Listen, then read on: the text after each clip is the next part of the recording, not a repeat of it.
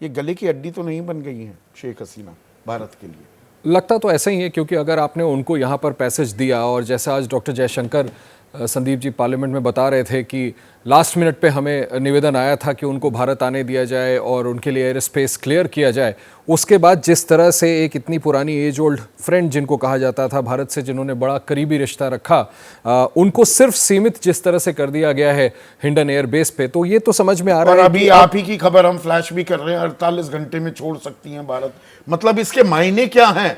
बाकी दुनिया ने तो कन्नी काट ली है, बाकी दुनिया कह रही है अपना सामान, अपनी जान सामान की जिम्मेदार आप हैं, और आज की तारीख में वो पर्ची भारत के नाम की कटती दिख रही है। नहीं, मुझे तो आप बिल्कुल ठीक कह रहे हैं कि ये ऐसा लगता है कि कैच 22 सिचुएशन हो गया। भारत के लिए ना निगलते बन रहा है ना उगलते बन रहा है। इस बात को भारत ने समय रहते रियलाइज ही नहीं किया कि वहां पर पिछले कुछ समय से, पिछले कुछ सालों से शेख हसीना को लेकर के बहुत ज्यादा गुस्सा था, बहुत ज्यादा नाराजगी थी। बिल्कुल। और वजह क्या थी? ये वजह थी कि वो जिस तरह से वहां का शासन प्रशासन चला रही थी, ऑपोजिशन का कोई स्कोप ही नहीं छोड़ा था उन्होंने। आप सोचें कि जब से ये इनका जनरल इलेक्शन हुआ था संदीप जी, तब से लेके अभी तक कुल करीबन 10,000 लोग गायब हैं। कहां है किसी को नहीं पता है।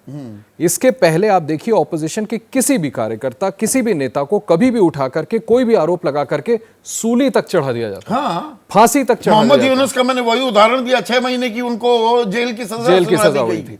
तो ऐसी परिस्थिति में देखिए, ये उबाल तो बहुत लंबे समय से हो रहा था। लोग त्रस्त हो चुके थे। Sheikh Hasina towards the end of her political career कोई अच्छी गवर्नमेंट नहीं चला रही थी। मुझे लगता है ये एक इमीडिएट ट्रिगर मिला जो भारत रीड नहीं कर पाया।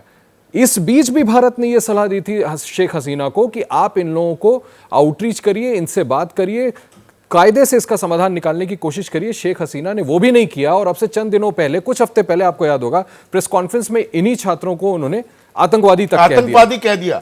रजाकार से सिलसिला शुरू हुआ और आतंकवादी पर आतंकवादी कह दिया। और ये आपने एक मौका दे दिया पाकिस्तान आईएसआई जिसकी आप बात कर रहे हैं। जब छात्र इतनी बड़ी संख्या में सड़क पर निकल आए, तो जाहिर सी बात है कि उन फोर्सेस को जो आपको सत्ता में नहीं देखना चाहते थे, मुख्यतः इस वजह से क्योंकि आप भारत की बहुत शेख हसीना के बेटे ने एबीपी न्यूज से कुछ देर पहले ही एक्सक्लूसिव बातचीत की, वो यही कि नहीं, ये कुछ ताकतें हैं, आईएसआई हैं, वो बांग्लादेश के प्रजातंत्र को कमजोर करना चाह रहे थे। पर आप क्या कर रहे थे? सवालों के घेरे में सरकार थी, शैम इलेक्शंस हो रहे हैं, कोई विपक्ष ने पूरा बहिष्कार कर दिया, तो the writing was also on the wall. पूरा रिग्ड इलेक्शन था, writing was absolutely on the wall, but the writing was on the wall not just for Sheikh Hasina but for India as well. जो आप लगातार सवाल उठा रहे हैं, मैं टोटली आपसे एसोसिएट करूंगा कि भारत को यह बात समझ में क्यों नहीं आई। भारत अगर समय रहते ये समझ लेता। लेकिन देखिए, इसके साथ एक डिप्लोमेटिक एंगल जरूर है जिसको आपको ध्यान में रखना पड़ेगा कि भारत के पास, फिर से मैं कहूंगा, ये सिचुएशन बड़ा ट्रिकी था, क्योंकि अगर आप शेख हसीना का साथ नहीं देते, यस, कुछ मनूवरिंग की जा सकती थी जो भारत ने समय रहते नहीं की। देखिए, आपको यह भी समझना पड़ेगा कि जो जमात इस्लामी है वो बिल्कुल, इसमें अब किसी से पर्दा नहीं है, कोई, हर व्यक्ति जानता है कि वो टोटली पाकिस्तान ड्रिवन है, आईएसआई ड्रिवन है, भारत के खिलाफ काम करते हैं। मनूवरिंग की जब बात होती है, देखिए, 2 खेमे बांग्लादेश में काम कर रहे थे। एक तो पाकिस्तान, दरअसल वो मोहरा है चीन का, चीन चाहता है वहां पर अपना वो कब्जा कर ले, और एक था भारत का, और हमारा जो खुफिया तंत्र भी है वहां पे जबरदस्त प्रेजेंस हमेशा रही है। लेकिन अमेरिका भी भारत के साथ कदमताल करना चाह रहा था, वो हम तैयार नहीं हुए। क्या ये भी एक हकीकत है? नहीं, बिल्कुल बड़ी हकीकत है।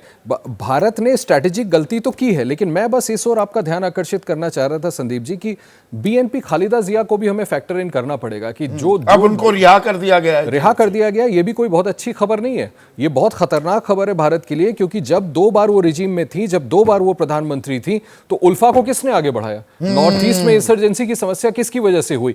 क्यों? वो तो खुल करके समर्थन करती थी उस समय, भारत के लिए उन्होंने जीना हराम कर रखा था। तो कहीं ना कहीं ये लगा होगा भारत सरकार को कि आखिरी तक कोशिश करो कि किसी तरह से इनको गवर्नमेंट में रखा जाए, किसी तरह से शेख हसीना बच जाए। लेकिन वो टेनेबल नहीं था। समय रहते अगर ये समझ में आ जाता कि अब गुस्सा इतना बढ़ गया है कि एक ट्रिगर पॉइंट मिला नहीं कि लोग उनको बेदखल करेंगे, और वही हुआ। और आप बिल्कुल ठीक कह रहे हैं कि आज ऐसी गली की हड्डी बन गई है कि आपने उनको बुला तो लिया है, लेकिन आप हिंडन एयरबेस से आगे भी नहीं निकाल पा रहे। अब आप पूरी तरह से उन पर आश्रित हैं। मैं आपको यह भी बता दूं कि टॉप सोर्सेज मुझे ये कह रहे हैं कि शेख हसीना ही तय करेंगी, वो ही बताएंगी कि वो किस देश जाना चाहती है, तो हम उसको फैसिलिटेट करेंगे। यह भी तय नहीं है कि वो 2 दिन रहेंगी, 4 दिन रहेंगी या 20 दिन रहेंगी। तो निश्चित तौर पर एक कैच 22 सिचुएशन है। भारत के लिए इससे निकलना बड़ा आसान नहीं होगा।